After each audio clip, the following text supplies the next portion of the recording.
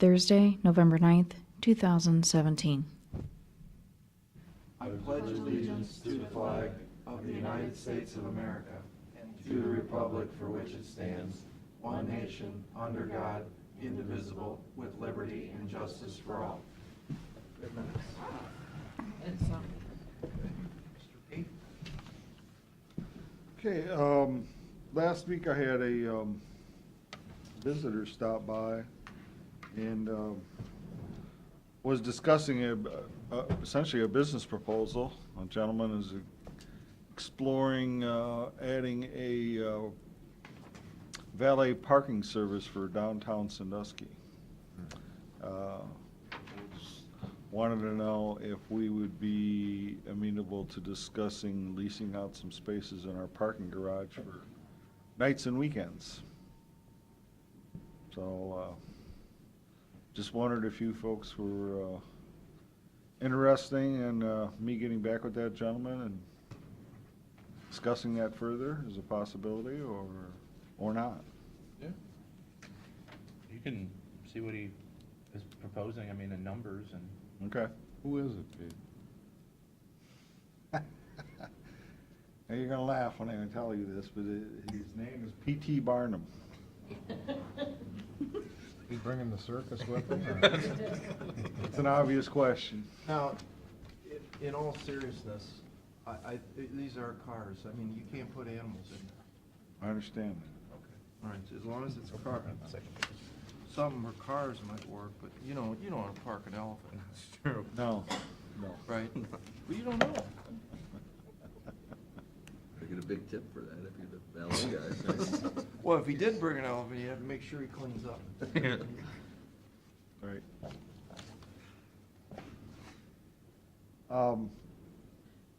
I'm expecting, again, we had that elected officials meeting yesterday, and Tuesday we had a meeting with our budget policy committee, which Matt was at, and I kind of shared a little bit about that information with the elected officials yesterday. I just got the first draft, came across my computer this morning, so I'll be reviewing that, and I'm expecting that we're going to bring that in front of the board next week, just so you're aware.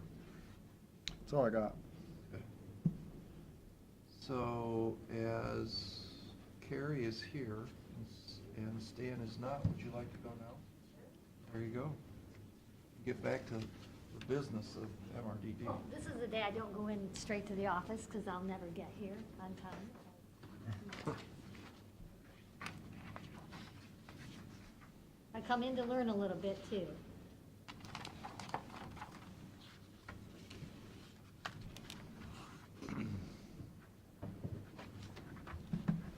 Thanks, Gary.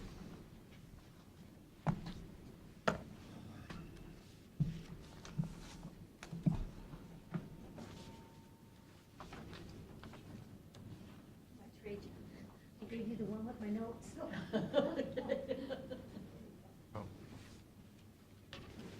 Sorry I had to cancel. I think it was last week. Took my mom to Cleveland Clinic.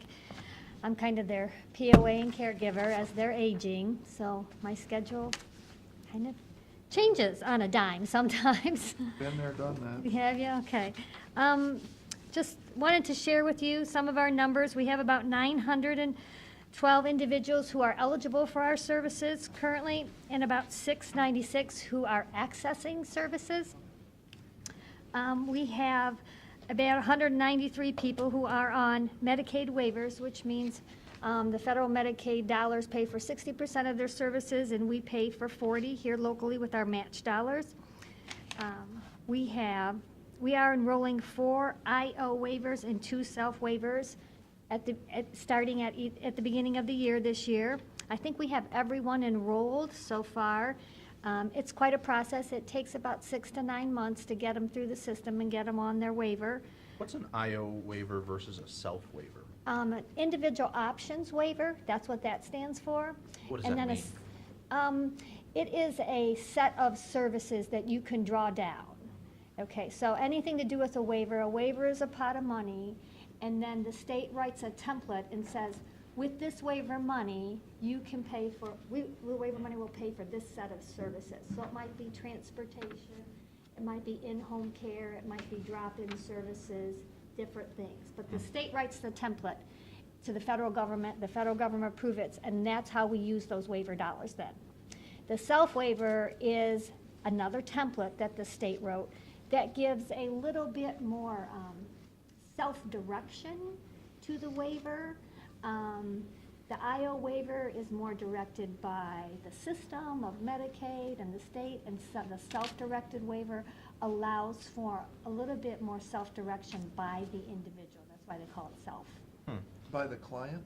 Yes. How is the client capable of doing this form?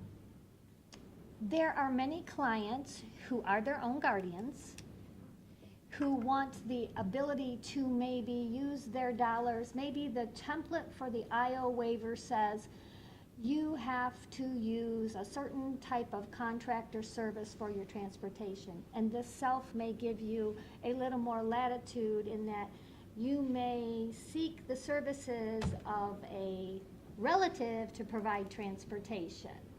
So the sets of services have a little bit more latitude in them and allow the person directly. And I can get you more information on the differences. The self-waivers was developed by the state like in the last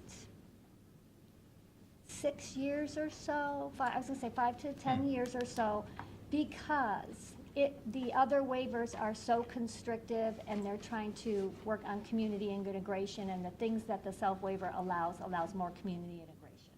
So you said you have 15 individuals whose waiver costs are over $100,000. Yes. Who waiver costs add up to around 100,000 or more. I don't know what that means. So it's 15 people times 100,000 or 15 people total 100,000?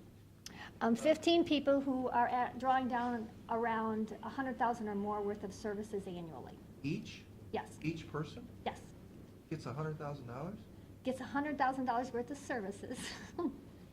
So let's say you need round-the-clock, 24/7, 7-day-a-week supports, and you live in the community.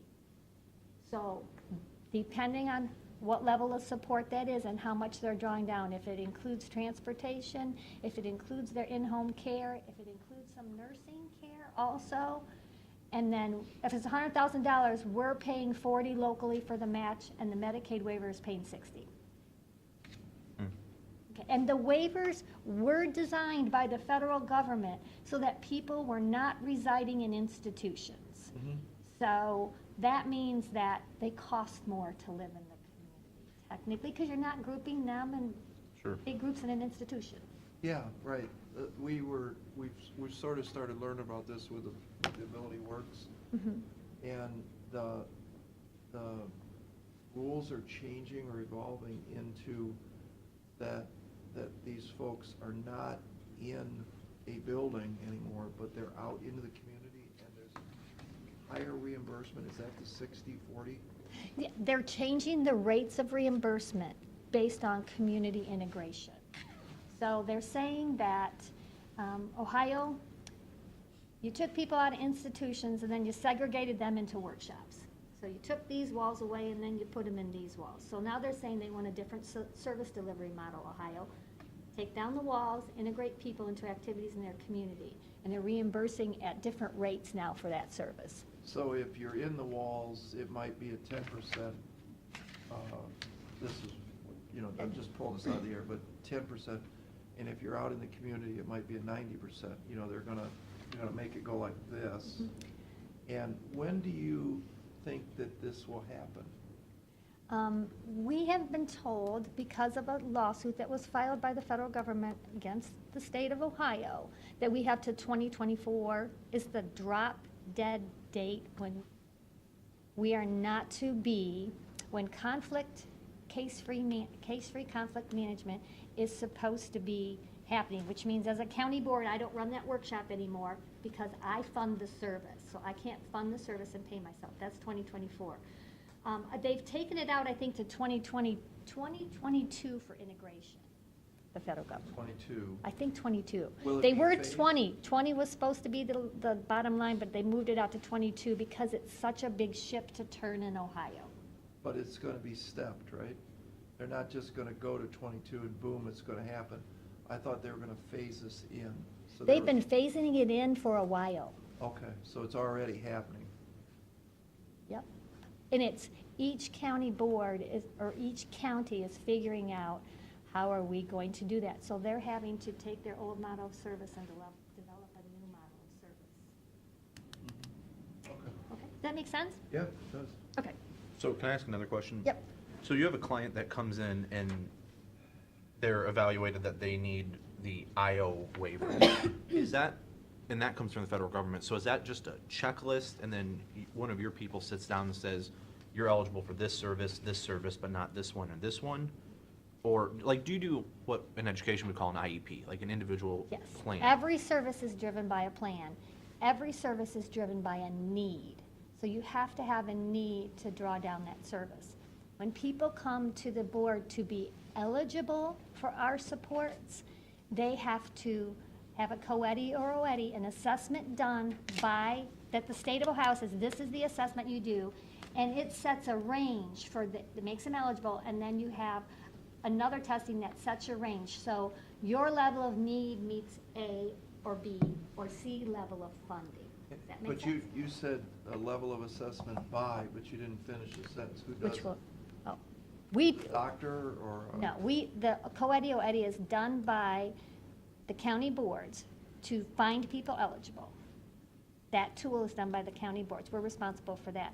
But then there's assessment that is done to determine your level of funding support.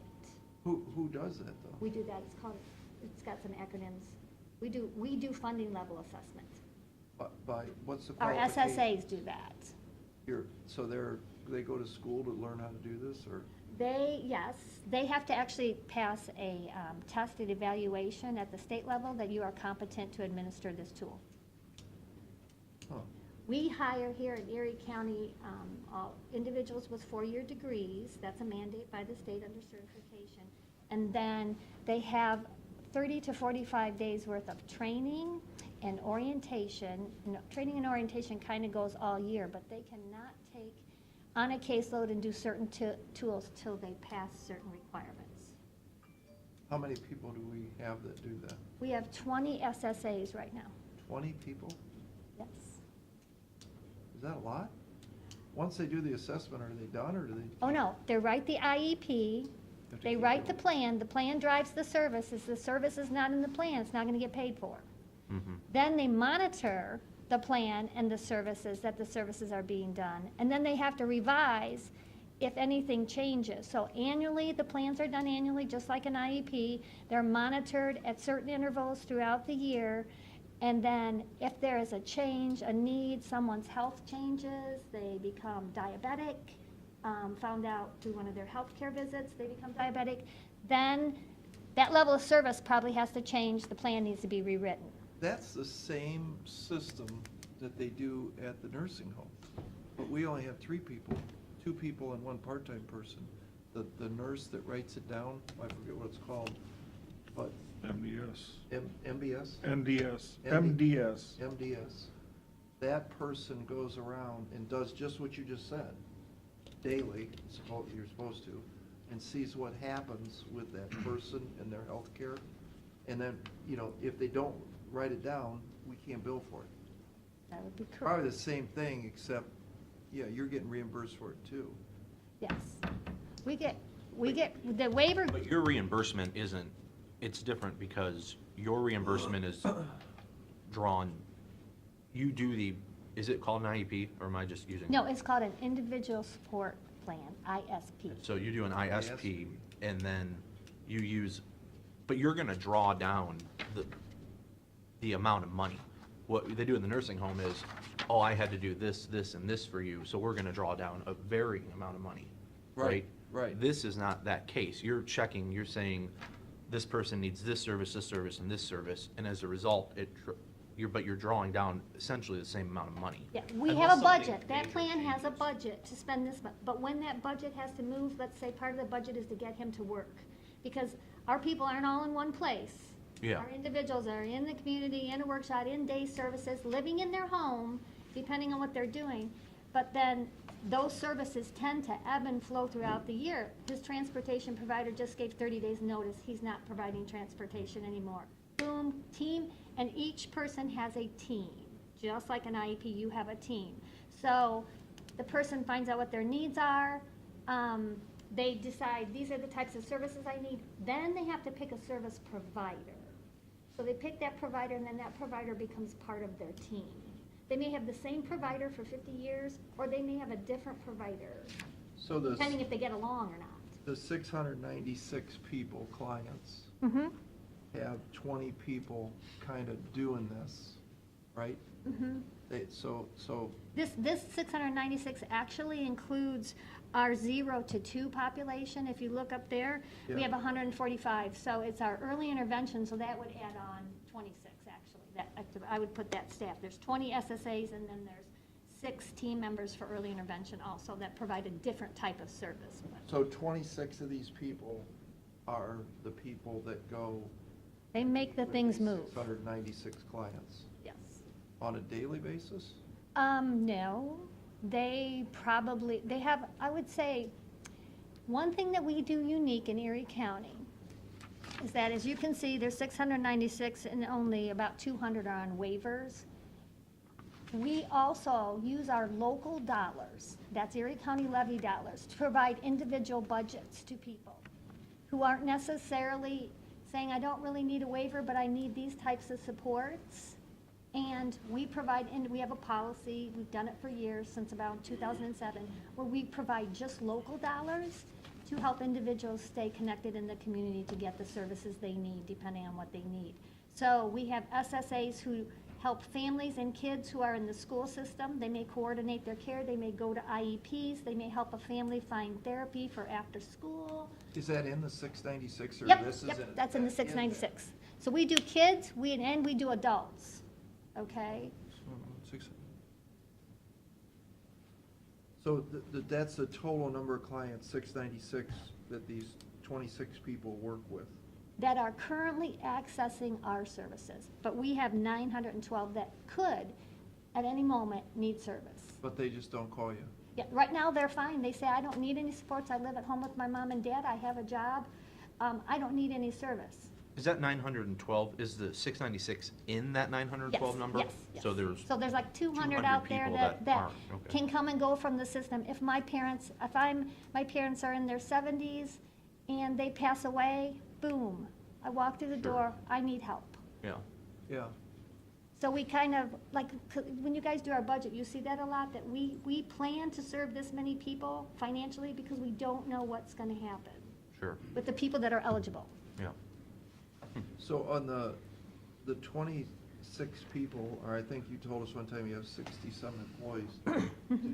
On those 26 people, are they paid for 40% by local and 60% by federal? Is there a No. match on their salaries? No, the match is only on the dollars that are supporting Wow. people. Got it. That are for a service. We do get to draw down what's called targeted case management dollars, and that is a federal pot of money for this part of the services that our individuals or our staff do. Targeted case management is I get about, I think it's like $15 a unit, which is a 15-minute unit, for documentation that I submit that we did any type of service on behalf of or for an individual. So they kind of give me a little bit of money based on documentation, kind of like mental health does a little bit. They get reimbursed by what they produce for documentation for certain services that my SSAs do. Well, But we- it's totally on what they do and submit. We do that, Pete. We just looked at mental health, that they get Medicaid and Medicare dollars to the tune of, I think it's a couple million, isn't it? I'm thinking that, yeah. Maybe it was 3 million. It was a lot of money. How much do you get? I'd have to look that up. I mean, is it millions or is it? For targeted case management, No, no. just For total. Medicaid waivers, I get probably 1.5 to 2 million. on top of the 9 million you get from our local dollars? No, we get I got that on there. We get 6 million from our levy dollars? 6.2? Yes, 6.2. 6.2, I'll get that and too. then the rest, okay, is the other, okay, got it. Yeah, then you But get, TCM is like an extra little bit, and what we do at the county board is we have a productivity policy, that you must meet 70%, you must be documenting 70% of what you do. That's on more a- like what they do at the nursing home. That's productivity. That's the drawdown. So the more you document, the more you're gonna get that money. So part of our union contract has productivity in it, so that we, sometimes other superintendents will say, we got like 30% productivity. So they have to put something in place to get people to document what they're doing so they can draw. Why down. isn't that number 100%? Because I don't know that, I think in some systems they can do it. In our system, not everything fits under that productivity basis. But we have to So take is- out a lot of our team meetings, our staffing stuff that we do So in-house. what you're saying is you want 70% of your day documented? Okay. So but some things wouldn't qualify. We'll discipline if 70% of their day is not documented. Okay. Because at the nursing home, what's it called? MDS? yeah, multiple data sets. And, we're constantly saying, get that number up, because it's more money, so We've been working on that because it's in our union contract. Okay. Because we started at, I think, 50, and over the years, over the last 9 years, we just keep boosting it up. Sure. What's it at now? 70% is the minimum. We give incentive to go higher, to bill in the 90s. What's your number one person doing productivity? They'll do in the 90s. Yeah. Yeah, and they usually end up they're on their way to management.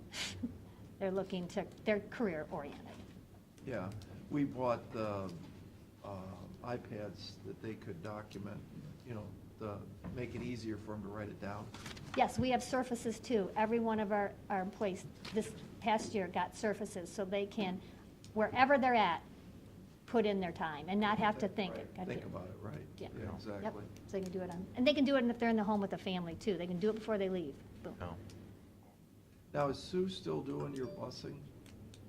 You don't do the transportation anymore, or is that STS? I'm sorry. I said Sue's. Seniors, no. Are you talking about Sue Daugherty? Yeah, Okay, yeah. no. No, we do have a small transportation department, and we had to tell the state that we were becoming provider of last resort. Right. So we do about 10 to 20 individuals who cannot find a way to work any other way but our transportation. But we have taxis, Ability Works provides transportation, there are all these other transportation providers out there who want those dollars. STS? STS, yes, STS this year got their Medicaid billing number, so they can actually bill Medicaid for the individuals that they serve with us. We don't have to contract to do that anymore. Really? Yes. Do you dispatch them? Nope, we don't. Well, our little 10, the people Yeah, who take yeah, to yeah. work, we do, but we don't. No, we're not. Because those are dollars we would be writing in the plans and paying for ourselves. No more workshops, and we were told to get out of the business of transportation, and we just said, we have people who won't get to work, so they're allowing us to be provider of last resort. So they have to show us that they looked through all these other providers before we will go on a plan to provide. So I have 4 part-time drivers. Because that was a big number for you. Yes, huge, Yeah, there's that whole big fleet. Fleet, used to. yeah. yes. We've really done well in that. So that $1 million that was going out in transportation, is that local dollars or federal dollars? It was both. Some of it, we could bill under our Medicaid number, and some of it was local. Okay. Is it profitable to bill under the Medicaid number? I mean, will the city now get a nice chunk of change because of that? I believe that people who are in the transportation business have a threshold of how many bottoms you need to have in a seat to make money. Oh, yeah, yeah. Yeah, so I think as long as they have so many bottoms in a seat, they're making money. But you want them to make money, because we want those providers. Oh, absolutely, but the problem was and is that, there are limits on what you can reimburse, like through JFS, you remember the dollar or whatever craziness was, or ODOT money, where, you know, the person can only be billed at X number of dollars, where our cost was 12, or, I don't know what used to be 12, maybe it was $18 a ride or something now.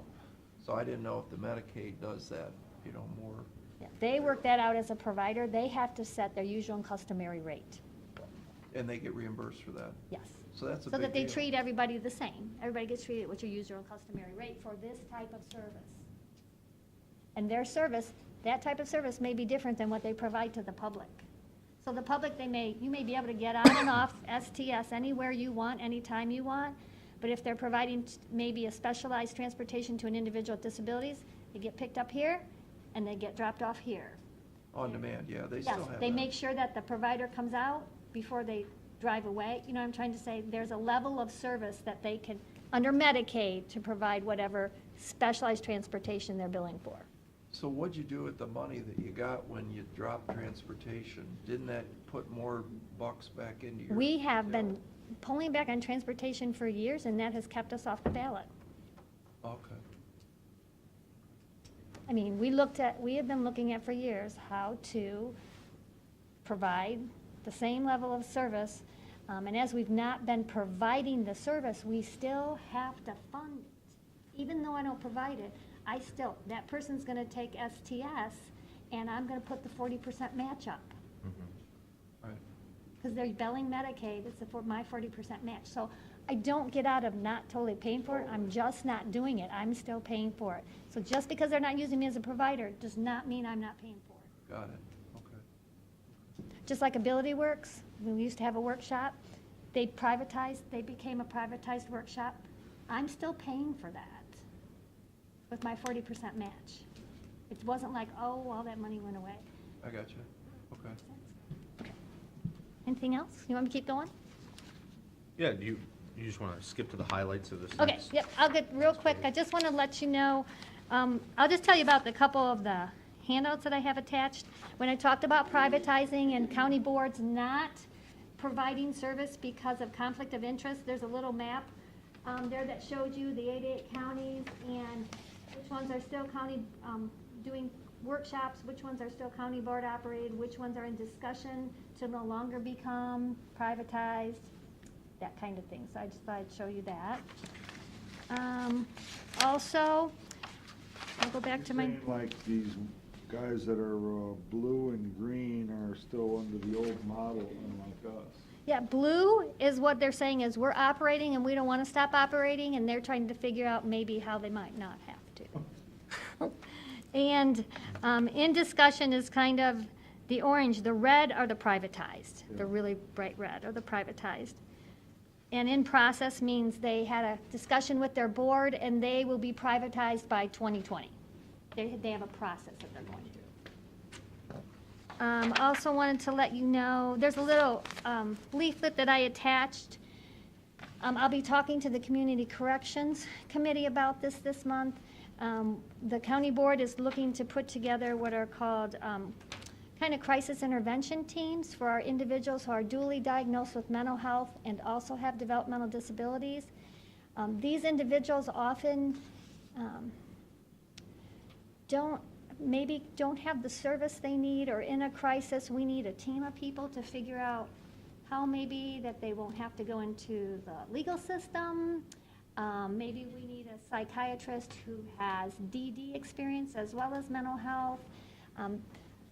We have a lot of individuals who get housed either at the jail or maybe at another facility because we don't have a crisis team to kind of address the global aspects of everything that's going on. So a crisis team might include Sheriff Sigsworth or his staff, maybe somebody from the jail, mental health department, our department, the courts, depending on the age. But what we find is a lot of people who are in crisis just get bumped around through systems, and it takes longer to manage what would be the best outcome for them. The state has actually funded a Center for Excellence on how to develop crisis teams. And we have drawn down Beth Boyle from the State Department to help guide our community through putting a team together to better address people that are dually diagnosis and who go through crisis of some kind, whether it's legal, whether it's mental health, whether it's housing, whether their behaviors have escalated. What are we going to do to help better serve this individual instead of getting through one crisis, getting through the next crisis, but not having a real good functioning system? Maybe you've got one SSA that knows how to handle crisis and one SSA that isn't so great at crisis.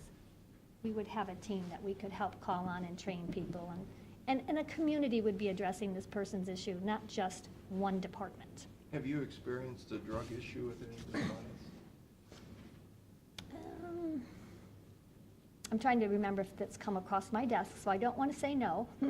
But we have individuals who make poor decisions and yes, do sometimes get involved with the wrong crowd.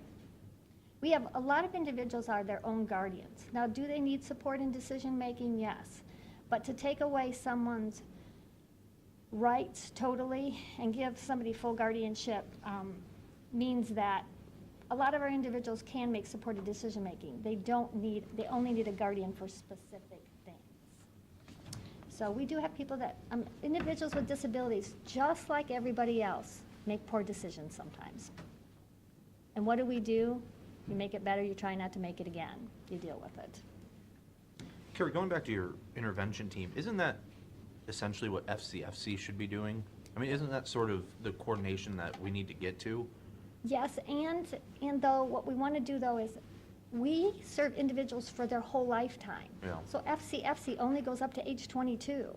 So I have a gentleman who may be the poor decision maker, has mental health and DD. He turns 22. I still have to help him through his lifetime.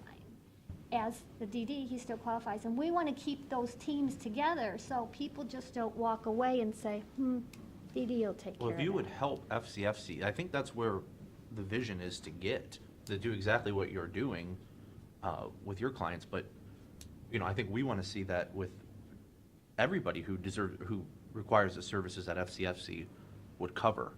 And I think that's where we need to go with that. And I know you're part of that process. So Yeah. this is good, and this is sort of the model that we need help with. So if You need crisis intervention for a family no matter what stage of life they Yeah. are to support them. And we just don't want it to be just for a certain age group. Mhm. Because when you get to puberty, a lot of things change, as you know, if you had teenagers. They make decisions differently sometimes. Yeah. And so you ebb and flow through your life and need different intensive supports at different times. Yeah. But we have to do that as a lifespan, not just for a certain age group. Sure. Yeah, the problem is that the template hasn't worked in the past, and I think that's what we're trying to, sounds like you have the template, you've been doing this for a long time. Yeah, we wanna draw down like some of the state expertise in TA to help guide us in the collaboration effort, because the Are you collaboration. willing to let Melissa the new FCFC director, sit in on that process? I mean, maybe Yeah, she doesn't Melissa came need to our first meeting. Oh, perfect. We've had one meeting. We Perfect. had a joint meeting with Huron County, because we're both small. So if they have something over there we don't have, and we could access that person on our crisis team, we want to do that. So we've had one meeting so far. Oh, perfect, perfect. And Melissa was there. She was actually not hired here yet, but she came over to our Oh. table. All right. So, Great. okay. Couple of the other challenges I just want to let you know is that, as you all know, there's a provider shortage for people in the healthcare industry, for nursing assistants, nurses, aides. We experience the same thing in the DD industry. Because it's a caregiving direct service provision, our providers oftentimes are struggling with staff turnover and staff retention. I heard you say once, Mr. Shenago, you went out into your construction team and everyone had gray hair. We are experiencing the same thing for providers who hire people to serve people with developmental disabilities.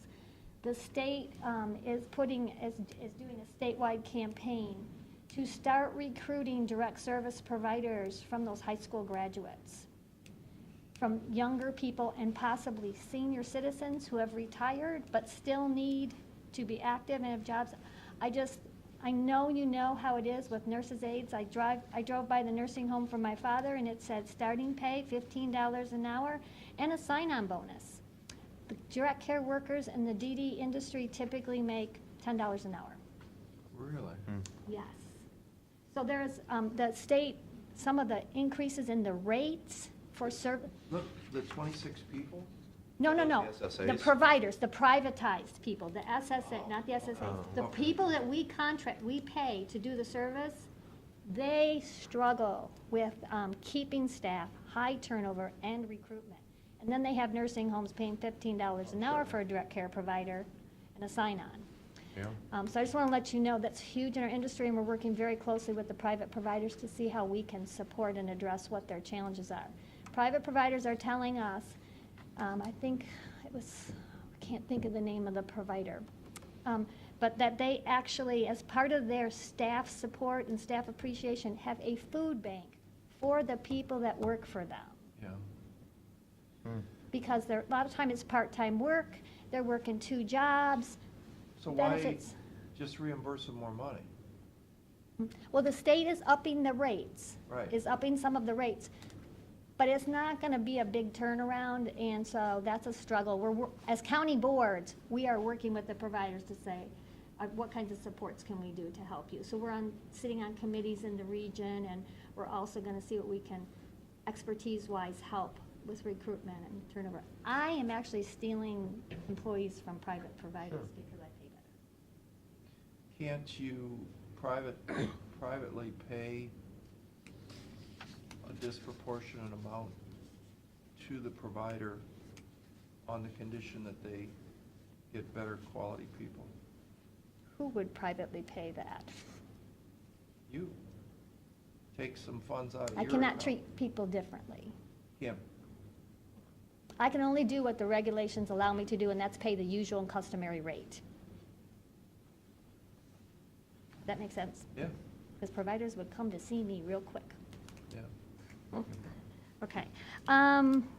Listen, wanted to thank Mr. Old for coming, or Mr. Monahan for coming to our awards banquet, and I know that you other two had something going on, you wanted to come, I was but very far away riding an elephant, so. I just really, it was a good experience. I think Mr. Monahan and Mr. Arndt came and said a few words, and we have a lot of support from Mr. Arndt too, so I keep him well informed about what the challenges are in our area. Then lastly, I need to let you know that we are looking at, possibly my board is looking at their 5- and 10-year forecast to take us out financially and support our services. In December, I might be coming back to you, looking at a possible additional millage to go on the ballot in May. We're looking at anywhere from a 2.5 to a 0.75. We did ask for additional millage a year ago in November when I got the replacement dollars, and that, I think I'd lost by 3,000 votes on the additional millage. But we're going to share with you our forecasting and what our need is. So just wanted to head you up. I'll be back here next month on your agenda, most likely. And with Saturday, if you can stop by on December 2nd, we do Santa's Workshop. That's our way of giving back to the community. We offer free crafts for kids, and we send it out to all the schools. We just want to get people through our doors, talk about what we do. A lot of people think, you know, oh, why would I go to that place or that building, or what do they do? We get about 350 people, community members, who come each year, and the Lions Club does a pancake breakfast. It's also a way I share my draft strategic plan, which I also will be sending out to you, that we'll have finished up in December. Get some feedback on that. We talk to people, we share it with them, we ask for their input on what they think about our services. And I'm taking a bunch of other people's time, so I'm trying to go fast. No, well, If there's You anything asked a on lot there of that you need questions. or have questions about, just let me know. Thank you for coming Thanks, out. Karen. Thanks, Karen. Hey, can we let Larry go since we kept him like 2 hours last time over? We were way off. Larry, you should only need like 5 minutes, right? Yeah, that'd be it. But I'm good to wait too. I think No, Jude was gonna join us, Oh, Oh, okay. okay. so I can wait. I just remember last time you were here in our marathon meeting. That's all right, I learned a lot about some things I didn't know. Well, I All right. think, you know, you will definitely be enlightened. We have Stan and, of course, Mr. King here to tell us about how good the airport's doing. So would you like, is that all right, Sue? I'll keep it very brief. Total income for the year is slightly up. Total expenses are slightly down. The Griffing, How much money did you lose? Yeah, no, things are good. Where's the papers? You don't give them out anymore? Which paper? Your budget, did I miss it? I got things, all kinds of things for you. I thought maybe We'll you keep were you saving reading for money by months. Not doing it. The annual Christmas party, airport party's coming up December 6th. Mark it down. Formal invitations are in the mail. You should have those today or tomorrow. Always a good time at CIC. Typically have around 100 folks arrive and enjoy a nice evening of great food and camaraderie. We just finished our chili fly-in a couple weeks ago, and last weekend was our apple butter fly-in. We sold out of apple butter before the day was over. The chili is almost gone. We freeze the leftovers and sell those over the course of the next 2 or 3 weeks, almost all wrapped up. You should have received by now a return of the $45,000 loan for the new AWAS system. The new system is installed and working, waiting on the FAA's commissioning, which takes a little while but is scheduled for next week. And then we'll be back up to full speed on the AWAS. I appreciate, and the Airport Authority wanted to make certain I thanked you all for your support during that trying time. We were reimbursed by the insurance company for $90,000 of the AWAS system. Grant-wise, the master plan kickoff meeting was last Tuesday or Wednesday, I forget which now, and 2 hours with CNS, the FAA, and ODOT discussing the next 10 years for the airport. As the minutes come out, you will be updated. CNS will be using various tools to research what opportunities are available for the airport, i.e. such things as runway extensions, what direction marketing-wise we should go, what types of additional services we might want to provide, how we can best maximize the new customs building and services that are now at the airport. So a lot of exciting things with this master plan. It's about a 2-year process. During that period, the FAA will not be releasing any grant money to the airport, at least for the first year, to make you aware. We are applying for an ODOT grant this fall, which, if we are successful, will be utilized for crack sealing, runway repair on 927, which continues to have some cracking issues, and also some pavement sealing around the airport's pavement. The airfield electrical grant that we received this year is scheduled to kick off a week from this coming Monday, about a 3-week project to install new home runs from the terminal and our regulator vault to the airfield for the airfield lighting, which once completed, we will be able to have all of our runway lighting, airfield lighting back on and operating. We're excited about that. Customs, we're working on some marketing things. Currently, we're doing a mailer to all operators in the Midwest that haul people for hire, 135 operators, trying to attract some of those folks to utilize our services. We're also exploring what other airports in the area are charging for custom services to see where we fit in the realm of those fees and charges to clear customs. Other good news, Griffing has secured financing. They are closing on that financing in December. They have reached an agreement with their current lender. We're hopeful by the end of the year it will be a new day for the Griffings. Their financing will pay a significant portion, somewhere just south of $100,000 on their existing outstanding balance.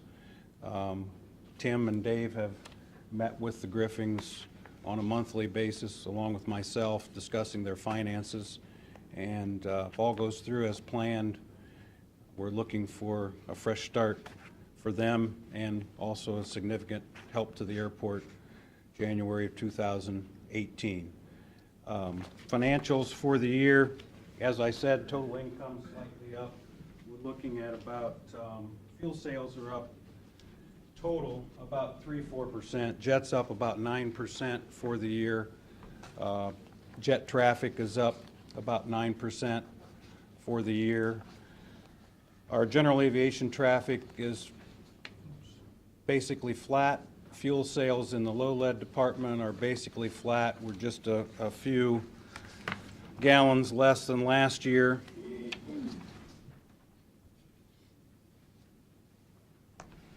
You had the warm winter last year, which hurts. It hurt us. It really, really hurts when we don't have January, February, and March Yeah. island traffic. It's a significant factor to the airport, not only in fuel sales, but parking, enplanements, all those things really take a beating when we don't have a winter. And as much as we all like to have mild winters, we're hopeful that we break the last, because the previous year wasn't that great either. The activity report sums it up in a synopsis form that all in all, jet traffic is up, jet fuel is up, low lead is fairly flat, general aviation traffic is about the same as it's been for the last couple of years. I think next year is our breakout year in terms of financially. We've got the customs building behind us now, and a lot of the miscellaneous stuff, maintenance-wise, that we've been dealing with over the last several years is we're caught up, making progress. We have a few issues yet equipment-wise with our GPU, but we're going to sit tight with the existing older model until the Griffing's finances are straightened around. And once we achieve that milestone, I think it's something we'll be able to handle just fine on our own. Yes, Bill? Can we get a report of, like, you know, when you do this monthly report, how many people actually come in through customs? Yes. At your airport? Yep, sure can. Big basis. It's And how many, is Griffing the biggest piece of that with the, in terms of people, yeah? yes, the Peely traffic, but in terms of aircraft, the Canadians coming through we have more Canadians coming in general aviation aircraft than Griffing flights by far. Okay, yeah, if you can give us a report. Yeah. Like, I'm wondering how many people that used to go into Toledo or used to go into Cleveland are now coming into our airport. Every week, we're picking up a few more, and the word's not out yet. 4.8 people, that was the last number we got from FAA. Yes. 4.8 people per day using customs. That was the number. 4.8 people sounds like a perfect government description of humans. Jeez. 5, call it 5. There we go. Or 4, but 4.8 is pretty tricky. Bill, I will, it's something we've been talking about doing, is adding it to our activity report, is a column for people and aircraft clearing customs.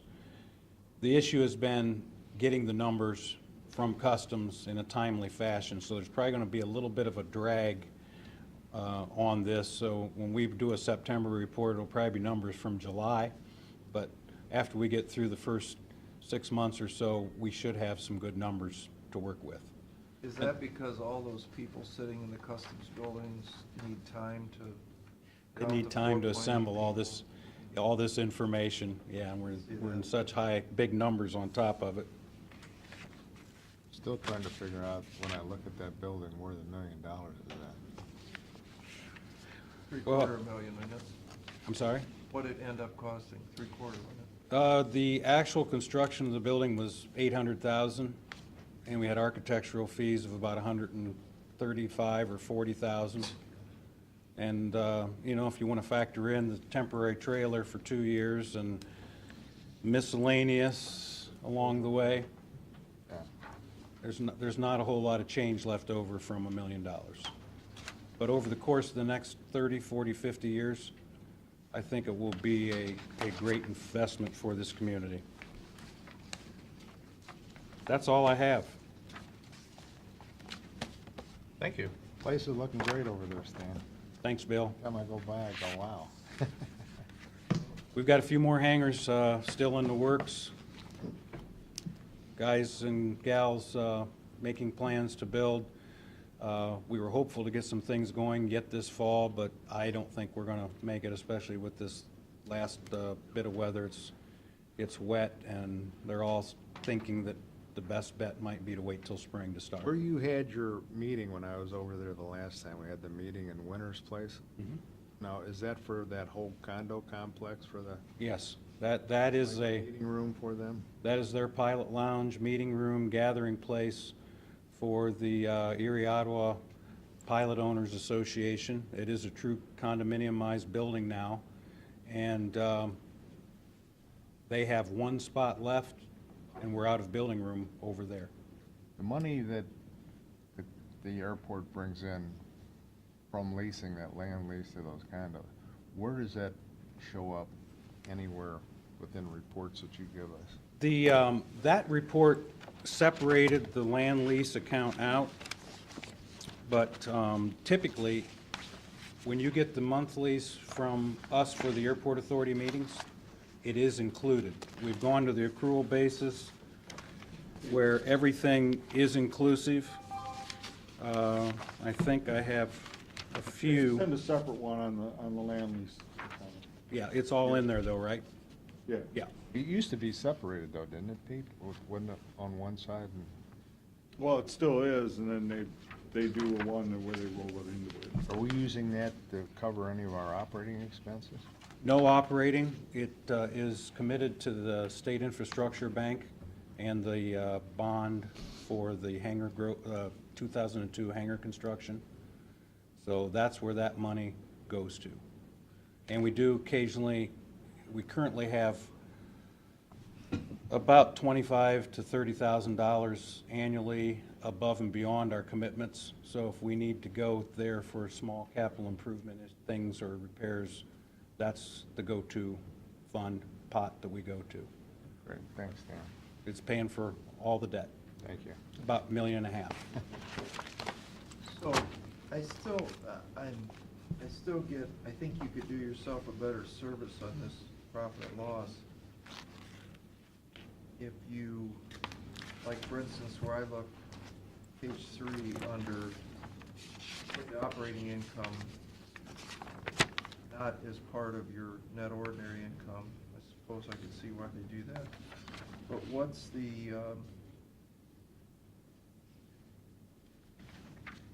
what's the county match FAA grant? $26,725, right? Mhm. Well, the county match is the 5% that each county contributes towards the FAA 10% required match on FAA grants.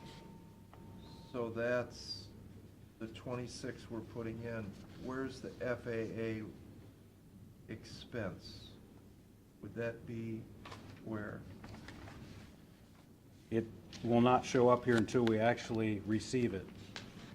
So this money is relating to the airfield electrical and the master plan costs. Yeah. And those, nothing's been reimbursed at this point, But there's been no expenses paid? nothing at this yet. point? There's So that's why they typically a, wouldn't put the 26 in there, because there's been no expenses to offset it? right. And Oh, typically, no, you go on to the next page, you will see that. What page you on there, Pete?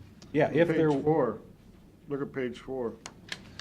if there is an expense, it will show up on here. It does, yeah, The 96,000, Pete? right?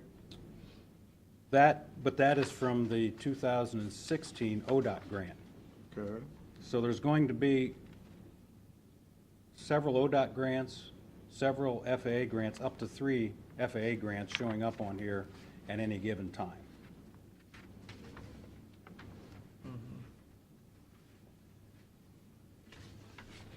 So Yeah, income see, wise, that- Yeah.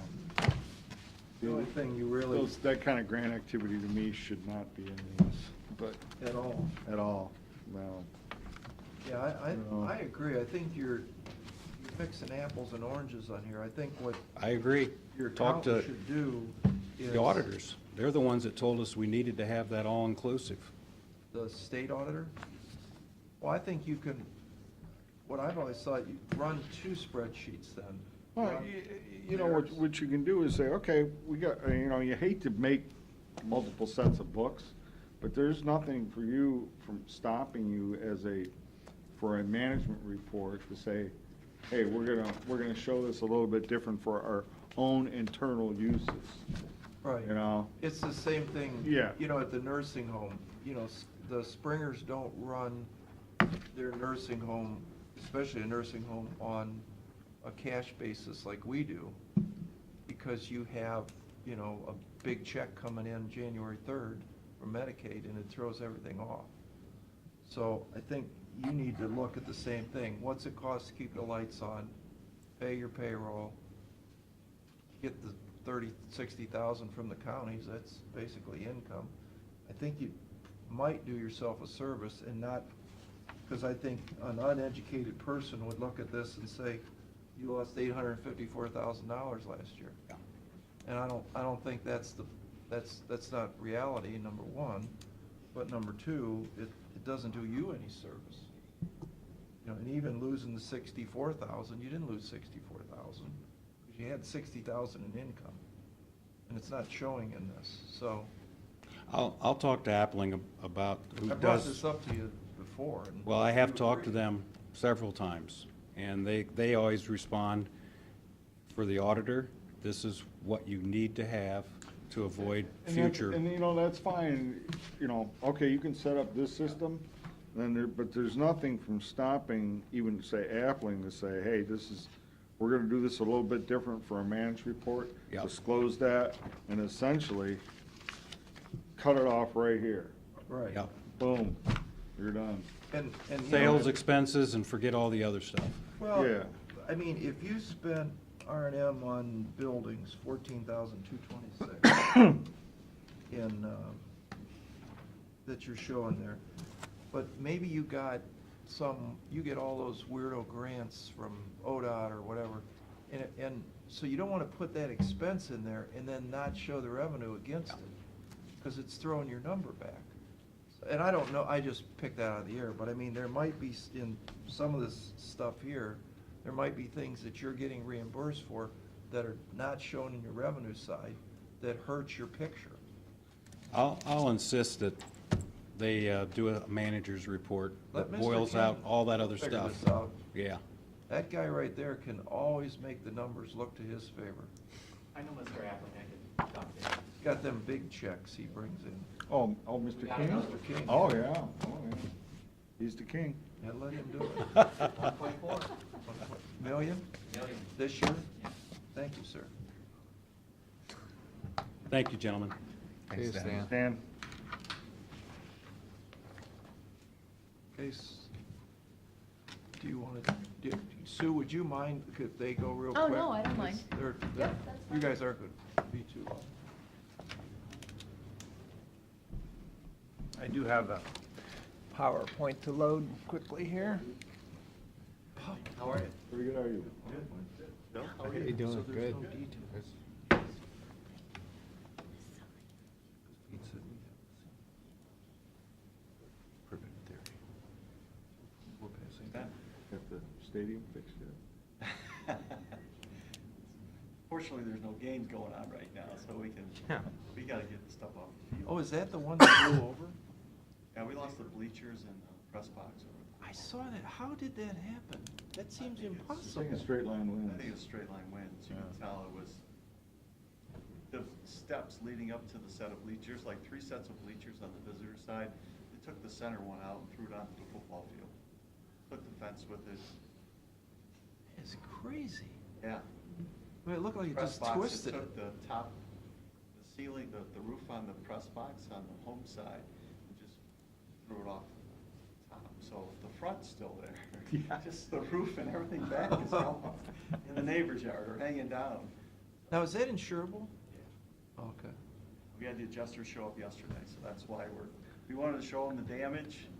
You know, sometimes the insurance claims, well, Yeah. you know, let me see, maybe that's salvageable, that's not. So- And that took off that middle section. It must have been the wind just went, or tornado or whatever it was, went right through that one. Yeah, it was a straight shot, though. It's the only thing I can figure. Yeah.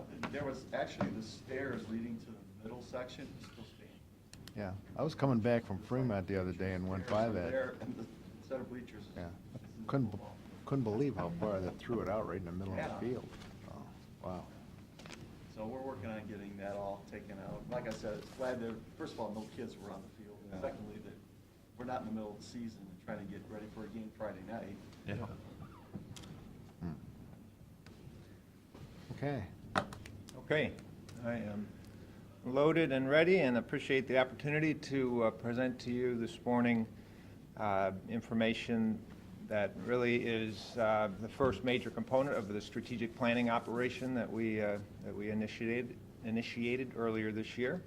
And Jude Hammond is our board president on the Erie County side, so this was a collaborative effort between the two boards, the Erie and the Ottawa County Boards of Directors. And as you all know, because you were part of that strategic planning process, it included community focus groups, interviews with all 6 county commissioners from the 2 counties, all the board members, staff team members, and the results of that exercise that began earlier this year, it really came out to 2 main goals and a number of other goals that were within these 2 main leading goals. And we attacked that first one with a vengeance over this past year to streamline and enhance the governance of Lake Erie Shores and Islands. And one of the main components of that was to explore the opportunities to take what has been 2 separate organizations for the last 11 years and basically try to formalize those into one new organization. So this slide shows you the way we've been operating for the past 11 years. Blue is Erie County, red Ottawa County, obviously, and then green in the middle. All the things that we've been doing collaboratively for 11 years, basically with a marketing agreement between the 2 organizations. We still have employees of 2 companies. Technically, I'm an employee of the Ottawa County Visitors Bureau, and I'm under contract with the Erie County Visitors Bureau. So we have these 2 sets of employees and 2 separate county boards, which presently number 31 individuals, that for 11 years we've had all those multiple layers of approval. We've had a lot of growing pains over those 11 years, but we've been quite successful in continuing to market the region, even though we have this fairly complex structure to our organization. So you have 31 bosses? I've got, He does. Yeah. I've got 31 plus you 3 plus Yeah. Ottawa County Commissioners Working for you. and all the hoteliers and all the attractions, so, yeah. But you have a lot of bosses too, right? So you have more than I do. 1,000. Yeah, that's. So, you know, the goal, one of the main goals was, really what we're trying to do is formalize and streamline what we've been doing with success for the past 11 years, and we think we can become more successful with this new system. And these are some of the main benefits. It's just becoming more efficient and effective, get our staffs together. We can save some cost in this, things like combining our insurance policies, combining memberships we have in different associations and such. That's not a huge amount of money. I think the bigger savings would be in time, and there is a value of that time. And you can see that we're also looking to eliminate, multiple meetings and really allow this new entity to have a board, to create a new board that would be able to focus on big picture items. Let the staff deal with the day-to-day operation of what we need to do to market the region, and have a smaller group of people than what we've been dealing with for 11 years look at the big picture. How can Shores and Islands really become a much larger part of economic development in this region?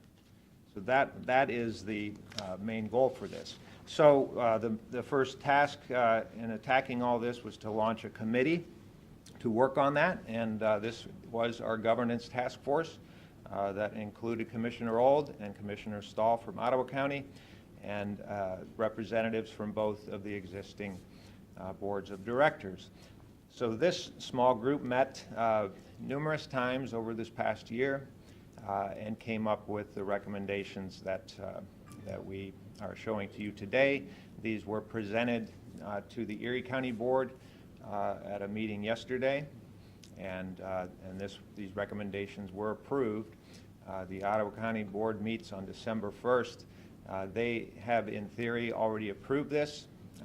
We had a joint board meeting last month where we had people from both boards.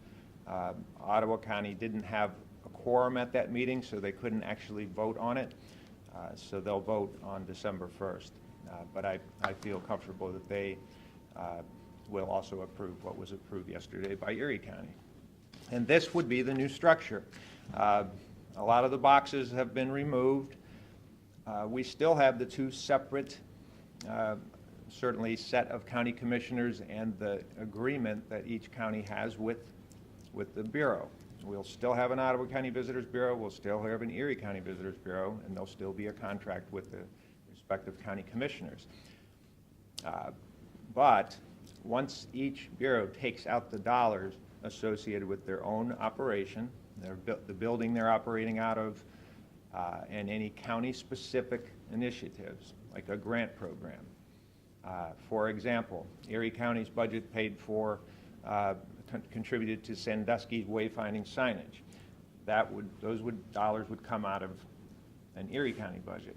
Ottawa County may choose to do some project with, maybe there's a water tower over there. That would come out of the Ottawa County. So each bureau would hold back funds for county-specific initiatives, but we've set a floor of 75% of the revenue from each county needs to go to this new entity that we intend to create, Lake Erie Shores and Islands. So it's 25% from each revenue stream, each county goes to this grant. Now, No, it's 70. a minimum of 75%. The grants would be 25%. Yeah, Okay. there may be some ancillary costs, Pat, because there still needs to be a VCB. So they might have somebody part-time to prepare the meetings, pay bills, do the 990 reports, certain functions of the VCB that would be used, but for the most part, it'll be a shell organization to pass through money to the lessee, the new organization like Erie Shores and Islands. Okay. And it would pay Ottawa County's debt on their building. Ottawa County would be on their side. That's, they reserve that. And we would And they take- can do that on that 25%? It actually, 25%, the number to focus on, I think, would be this, at least 75% of the total revenue that each bureau receives goes to this new entity. It could be more than 75%. So 25 doesn't necessarily represent the total amount that would be held back. In Erie County, it could be more than 75%. There could be more than 75% of that revenue would go to this new organization. The 75 was actually chosen because at this point in time, if we look at Ottawa County's revenue, that's the maximum that Ottawa County can contribute at this point in time is 75. So that's the target. We want to make sure that Ottawa County always takes, and at this point, that's about $750,000. Yeah, there's about $1 million, so this, yeah. So that's where we started.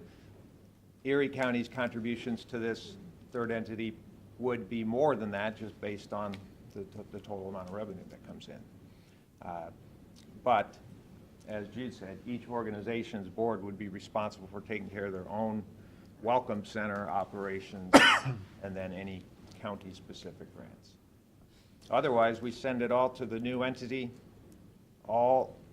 I and all employees are now employed by what we intend to have be the Lake Erie Shores and Islands, a new 501c6, and all of our marketing efforts are taken care of by that new group and governed by a smaller board. Go back to that one more time. Mm-hmm. We talked about a sports marketing group.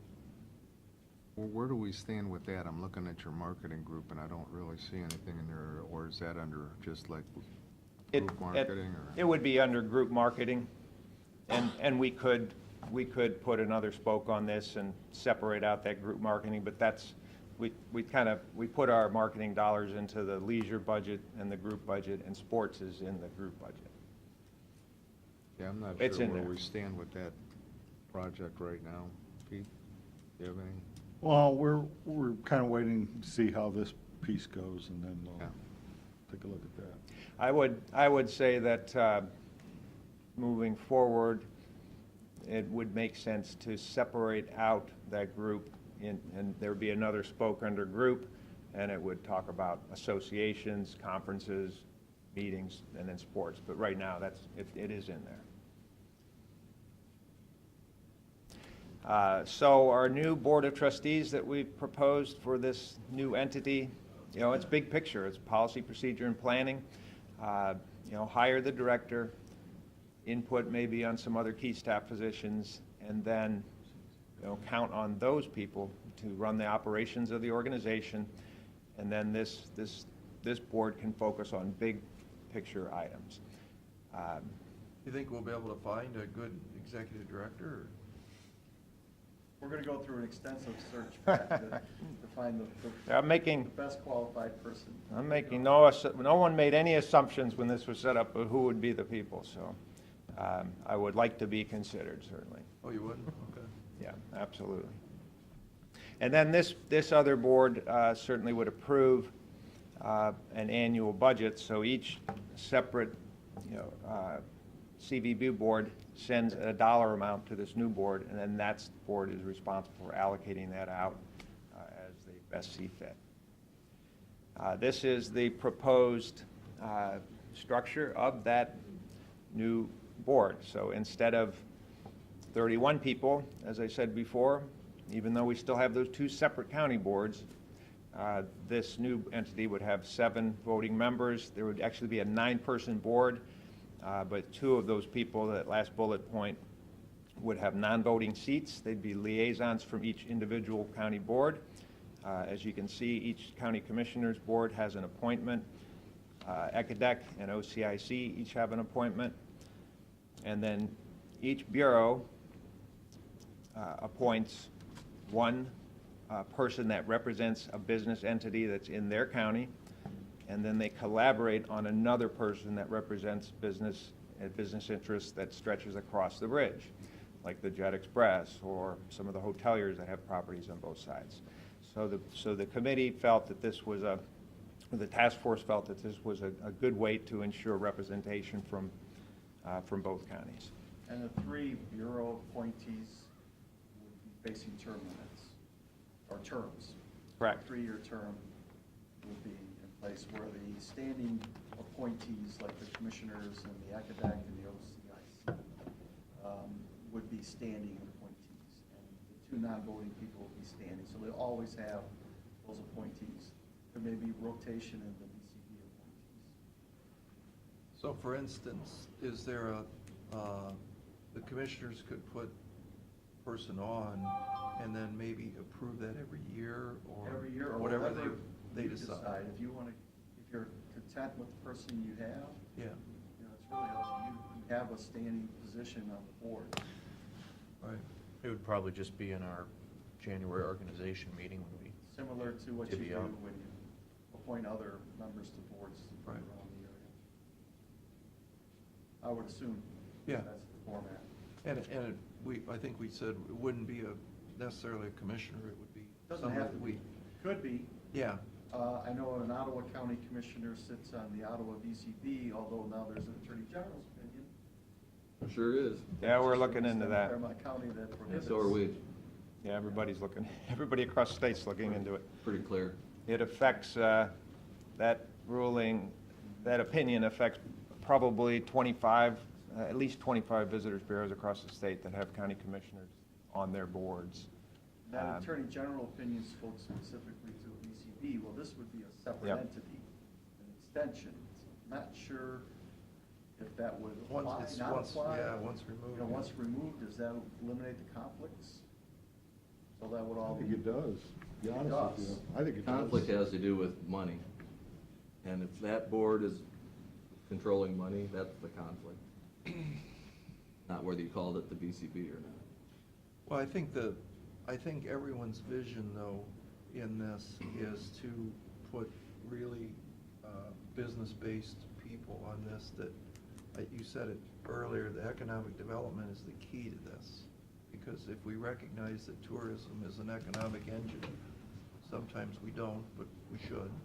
And then we then dovetail on top of that, that the visitor that's here enjoying these wonderful things potentially is a business owner for our community, which in turns create economic development. So I think that's when I commend you guys, wow, we're looking at this really from the big picture instead of how do we rent a hotel room, right? Yeah, but I think the only difference would be it's a focus on tourism. It is. So even though there may be a larger benefactor in the process, dollars should be focused on tourism. Oh, absolutely, yeah, That's and by really the statute, only that's what we have to do too. Exactly, and so. not only by statute, I think that's Yeah. the belief of the VCBs, that this is still gonna come back to a way to promote Yeah. tourism to generate heads in beds. Right. That's what they're mostly concerned about. But we love the idea that when you look at this as a region, we understand that somebody necessarily, they're probably all coming here to go to Cedar Point, but the offshoot is they're gonna go to Put in Bay, or they're gonna stay Right. at a water park, or they're gonna, and, we just had the experience of a visitor coming to our land and now is investing in all kinds of buildings in downtown Sandusky, because this is a great place to live. One of the benefits, I spoke yesterday, and I know Matt was at our meeting, about having Acadec, an old CIC in that group, is sometimes those organizations look at deficiencies in our area from an economic development piece that's not specifically to tourism, but has an effect on tourism. Yeah.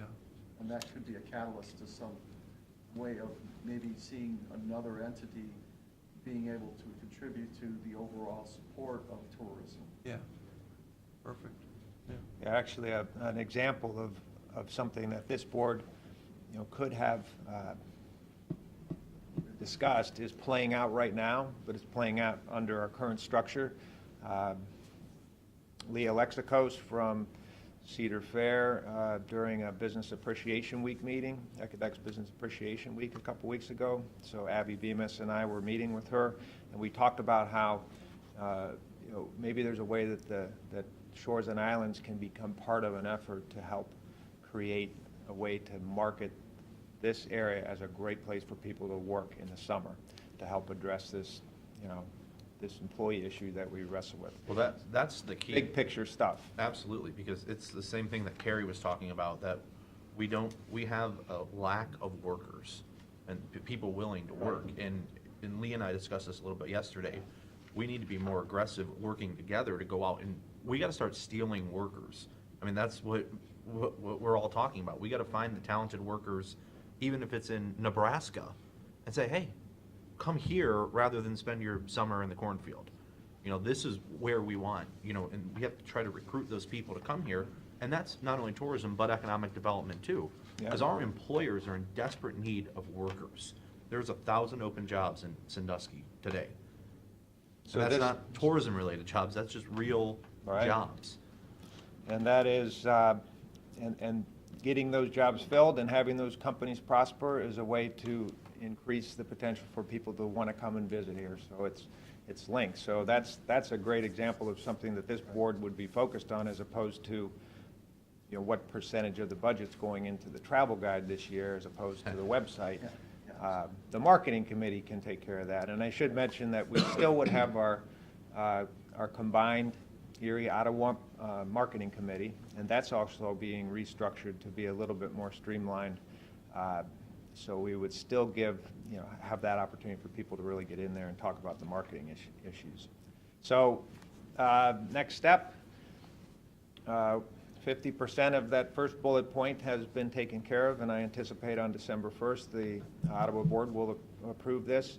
Obviously, we'd like your support and the support of the Ottawa County Commissioners. Once we have that, we would look at an agreement between the two boards and the new organization. And I just mentioned the marketing committee. We would suggest that that remain intact in our new organization. We also are proposing that we set this up for a trial term, but that each bureau has the opportunity to opt out. If for some reason it's not working, you know what, this isn't working, but we still have our two CVV boards intact to pick up right where it left off.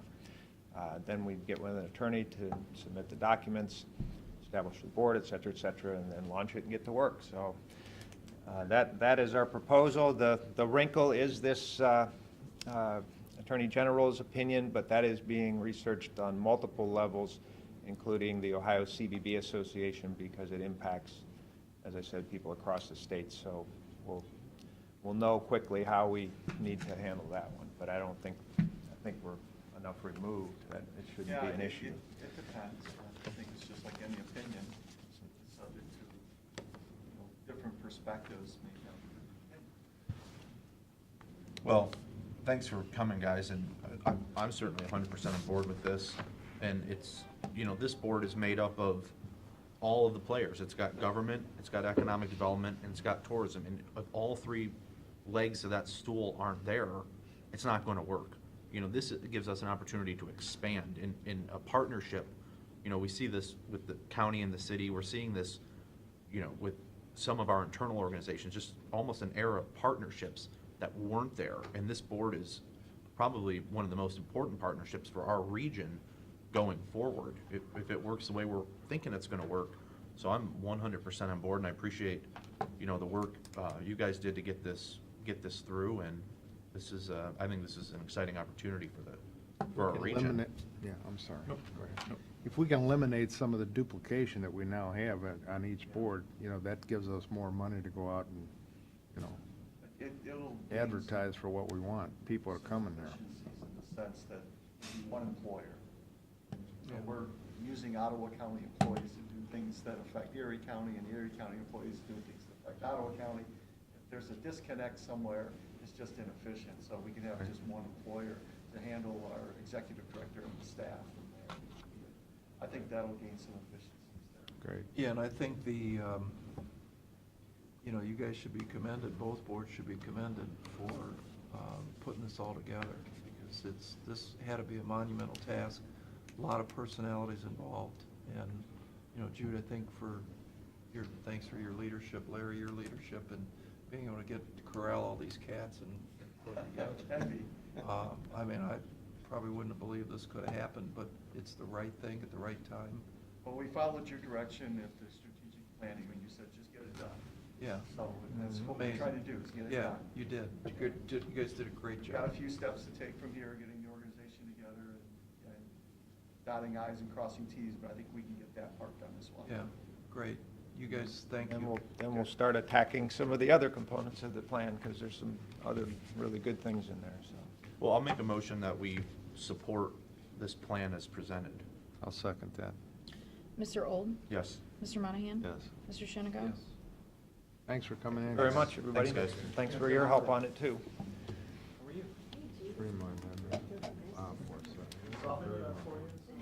Thank you. They don't. They don't.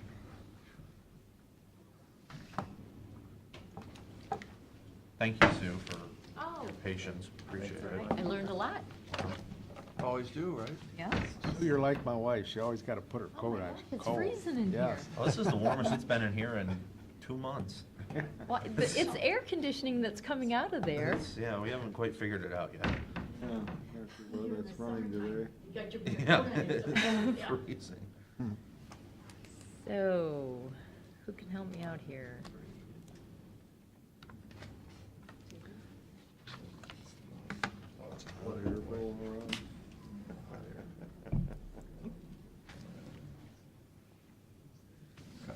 Wait till we get into the budgets.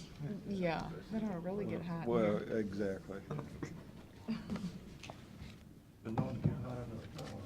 Well, she's getting ready. You want to do these resolutions? Sure. don't care. You okay with that?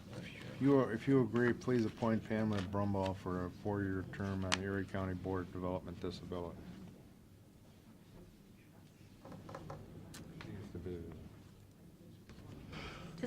Can anybody talk me through this? I've got a thumb drive. How do I find the thumb drive on your computer? Anybody know how? Oh, maybe this is. Oh, I think I found it. I know, but I haven't talked to one person, I'm thinking. Yeah. So, I won't hold this. Is this about 10? Yeah. Authorizing the county auditor to make supplemental. Fourth quarter, found it. Okay. Second. Got it. Thank you. All right. Didn't need us anyway. Put the ones that have one on Well, they hit computer, used Yeah. to be real Yeah. obvious. it. Okay. Now it's in the app menu. I'll second it. Mr. Monahan? Yes, Mr. Old? Yes. Mr. Shenigo? we're good. Authorize the county auditor to make interfund transfers. Second? Mr. Monahan? Yes. Mr. Old? Yes. Mr. Shenigo? Entering into an agreement with Courtview Justice System. Second? Mr. Monahan? Yes. Mr. Old? Yes. Mr. Shenigo? Yes. Authorizing the county auditor to make a supplemental appropriation. Second? Mr. Monahan? Mr. Old? Yes. Authorizing the drawing of warrants and payments. Second? Mr. Monahan? Yes. Mr. Old? Yes. Mr. Shenigo? Yes. Implementation of new federal procurement standards. What's this one, Pete? It's an auditing technicality. Second? Mr. Monahan? Yes. Mr. Old? Yes. Mr. Shenigo? Authorizing county auditor to make payment. Yes. The treasurer. Second? Mr. Monahan? Yes. Mr. Old? Yes. Mr. Shenigo? Authorizing county auditor to make payment to Mrs. Ann Massey. That's okay. Second? Mr. Monahan? Yes. Mr. Old? Yes. Mr. Author- Shenigo? Yes. Authorizing Director of Job and Family Service to negotiate and sign inter-county adjustment agreements on behalf of Erie County until December 31st. Second? Mr. Monahan? Yes. Mr. Old? Yes. Mr. Shenigo? Yes. Authorizing the county auditor to make payment to the Erie County Treasurer. Second? Mr. Monahan? Mr. Old? Yes. Mr. Shenigo? Resolution of the Board of County Commissioners of Erie County for the purpose of entering into an agreement with KMU Trucking and Excavating. Second? Mr. Monahan? Yes. Mr. Old? Yes. Mr. Shenigo? That's Sue? Okay. Well, good morning, and thanks again for all your support of the work that we do at Serving Our Seniors. This is the fourth quarter report. We have concluded our fiscal year in September, and so I'm just going to run through the slides. I know that you all are familiar. I highlighted the fourth quarter just so you can see the trends on how it's changed at the start and the end of the year compared to the middle of the year. And this is a reflection of the number of inquiries that we're addressing at our office. And of course, we're at the Medicare Part D season now, so you see the uptick. This is the number of callers, so we're counting the same person. If the same person calls more than once, we're counting that person more than once. And this is the actions that we're taking to resolve their issues in the fourth quarter. And you can see that the closer we get to Medicare season open enrollment, the busier we become. And this is the number of daily inquiries, and it's because of Medicare that we are seeing the spike. This is the work that Anthony Poole does. This is his constant caseload, and these are individuals that he's helping who really don't need his constant monitoring, but their problems are so complex that we can't resolve them by the phone, so it requires face-to-face. The interesting thing here is this is the rural hot home delivered meal program, and you can see that it has a drop in the last 3 months compared to the previous 2 years. We do quarterly quality assurance surveys, so we call the individuals, we randomly select people to see if they're satisfied, and we are getting satisfied comments. So I'm pleased to report that it's not because people are saying we hate the food. That's not why they're dropping off, because those we're surveying are very happy. This is the lunch group that we do on Kelly's Island and Florence Township, and as you can see, attendance remains good. And personal care and housekeeping. So to the conversation that you were having with Carrie about needing nursing assistants to do work, as we've talked before, if we had the people who wanted to do nurses' aid work, we would be serving more than 16 to 21 people on our personal care and housekeeping. But again, they either can't get people applying who can pass criminal background checks or can pass a drug test. We're seeing the same thing with our dilemma with transportation, which I'll also touch on too. And I do recall when the State of the State meeting was here in Sandusky, Karen Belkoni-Gezi was kind enough to include me when the Director of Job and Family Services met with their Job and Family Services, because we were talking about elder abuse. And one of the issues all of us brought up was there's no home health aides. You know, if you wanted to do something with jobs, and they said, we can do whatever you want with jobs. We just can't put more money into the program. So whatever you want to do, if it doesn't cost money, we can do it. So they're well aware that there is a nurses' aid shortage. But unfortunately, it appears as though the primary payer for those services is Medicaid. And so, Pat, to your point, can't serving our seniors pay more? Well, we could pay more, but how do we know that they're sending that nurse aid to our client? How do we know they're not sending that nurse aid to a Passport client or a DD client? And so it needs to be a uniformed solution. And right now you've got so many different payers contributing. We've got to get together and say, we've got a nurse aid crisis, and what are we going to do so we can attract somebody who can pass a criminal background check and pass a drug test and want to do this kind of work. Right. Personal care and housekeeping, this just shows the drop in hours, and the drop in hours is not because we're getting fewer inquiries, it's home health agencies don't have the nurses' aides to staff. The fourth quarter, you'll see a jump, an increase in handyman repair program. That's because of a $5,000 grant that we received from the Erie County Health Department. They got the grant, and they said they would reimburse us if we used our handyman to do fall prevention home improvements. And because of their funding, those home improvements were made free of charge. So it's interesting because we tried to do it on a cost-sharing basis where they contribute what they can afford without causing financial hardship. We had almost no takers. As soon as we said it was free, it's amazing how many people are willing to make changes for fall prevention that they wouldn't even pay even $5 or $10 for. And we're working with the health department, so we'll be doing surveys to see how effective has this equipment or this home improvement been in preventing a fall. So it's not just putting it in there and hoping that it works. We're also working with them where we're keeping a pulse on the person who received it. So next year at this time, we'll have some data to share. Out-of-town transportation, we still use volunteers to drive and transport. This shows you the number of trips. And weekday transportation, so that's what I do want to talk to you about. This represents the number of belly buttons, the number of people who board the bus and in a given month, and we're counting them once in that month. And this reflects the number of trips. So you can see in March there was a spike. I budgeted for 1,100 trips, and I based that on our history. Come March, we were closer to 1,500 trips. And I can tell you Sandusky Transit is running against the same problem too, finding employees who can pass a drug test.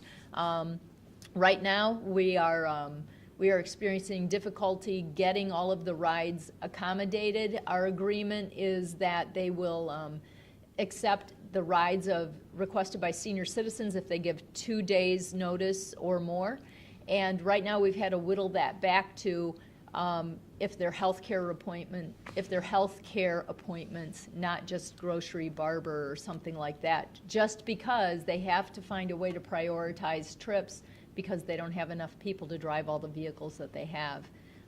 Once again, another story about why we need people who are employable. So how do they control, in that case, someone that wants to go to the barber and maybe could do the scheduled route, but doesn't want to? Well, we give the people who, if they wanted to do the, like the Spark bus stop, is that? Say, I don't want to get on that bus and ride around for an hour. I'll just call, Oh, get my trip to the barber, Yeah. On demand. yeah. How do they regulate that? We have not found I know I have not found a way to do that, and I don't know that would be a good question for Tim Bergman. He's the new STS administrator. But I know that they really are trying to get more individuals who can use the bus stop system to use the bus stop system, because the demand response is, as you can see, it's growing. And we are a large proportion of the riders. And so when we looked at, and this is preliminary, I just had this given to me this morning, but when we looked at who uses transit, at least for the older adults that we're funding, there were 6,000 trips taken by people who use it every month. And there were a total of 15,000. So that's darn close to half. I mean, that is their mode of transportation. And then we have 1,657 that used it 11 months out of the year, and then almost 1,000 that used it 10 months out of the year. So a large proportion of senior citizens aren't just using it, oh, my car broke down, I need a ride, or they're using it. If we didn't have transportation for older adults, we would have a lot of older adults that would need nursing home care. So what's your transportation cost per ride up to now? $14 effective October 1st. That And we used to be exceeded 12. our cap. So we pay, we have an agreement where we will pay up to $172,000. We paid that. $172,000 at $14 a trip. And then they continued to transport beyond that because we exceeded our cap. And so we're going to be negotiating for more transportation for after October 1st of 2018. So we're going to have to find a way. And I was talking with STS administrator, and right now although they are now able to bill for Medicaid, they are not billing senior citizens on Medicaid as regularly as they are with DD. They've gotten that system down, but we are working with them because we too, if we're taking an older adult to a health care appointment, we would like to see Medicaid pay for that trip as well if they're eligible for that trip. But that's got to be approved by that person's case manager at Job and Family Services, who then does the trip. So and Medicaid's also looking for the least expensive method of funding that trip too. So it may not just be STS that's vying for that trip. If there's somebody else that would do it less expensive, Medicaid's going to want to choose that provider. What's Medicaid pay of that $14? They don't. I don't know what STS is getting per trip, but I know it's better than 14. It is? Yeah. So that's what's going on, and so that's going to be the emerging issue that we see. And actually, the Ohio Department of Transportation has convened several meetings, and I was part of one, because they too are concerned with the number of older drivers. You know, what are we going to do with the growing population in the state of Ohio who are 65 and older, and may not be aware that their capacity to drive they really aren't fit to be on the road, but they are because there's no option. Affordable medications has not changed. These are individuals we're buying insulin for. These are individuals we're getting free medicines for from the manufacturer, and the drug repository continues to decline in its use. And this represents the number of clients who've used it, or the number of meds filled for the clients who are older adults that use it. Ramps being installed, Ray and Marion Cook Fund. The Alzheimer's Association did a morning session and an afternoon session of programming for serving our seniors. In September, we concluded that because, as you can see, our participation for over 5 years hasn't grown. It's been kind of stagnant. So we did not renew that service, but the Alzheimer's Association continues to come to Erie County every Thursday. They're just not here for a full day. And we had a grant from the Stein Foundation, and we were able to help 10 people receive dentures in fiscal year 17. We continue to help people with dental through the Erie County Health Department. We fund it, they pay us back. And then we're also working as offering a course to interested older adults who want to learn how to manage their diabetes.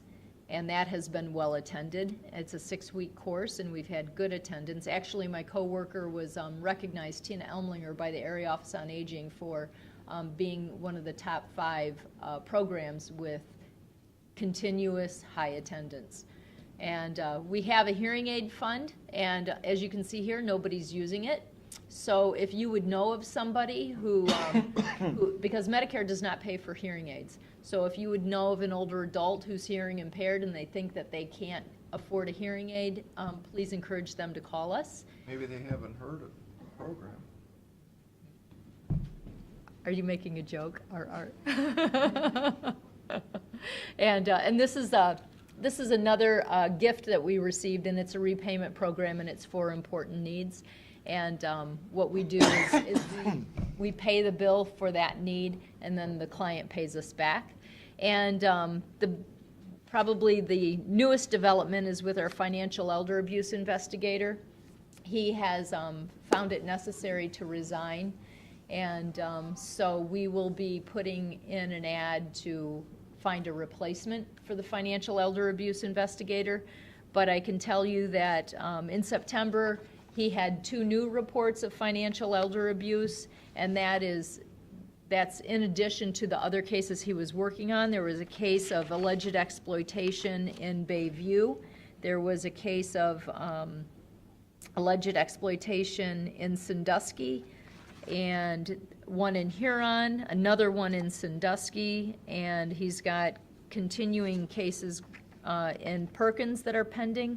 One has been charged in the month of September. One new of the reports, one was charged, the other one was indicted. And so I thank you again for your support on funding that 50% of that person's wages. And so it looks like there will be a hiatus until we can find a replacement for Dave, but I'm working with Kevin Baxter on that. And so unfortunately, it appears the evidence suggests the position is needed. So, and that's all I have. Any questions? Okay.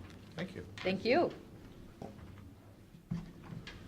I'll make a motion, we go into executive session regarding security. Mr. Old? Yes. Mr. Monahan? Yeah. Mr. Shenigo?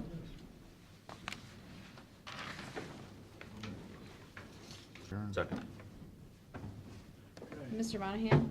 Mr. Old? Yes. Mr. Shenigo? Yes.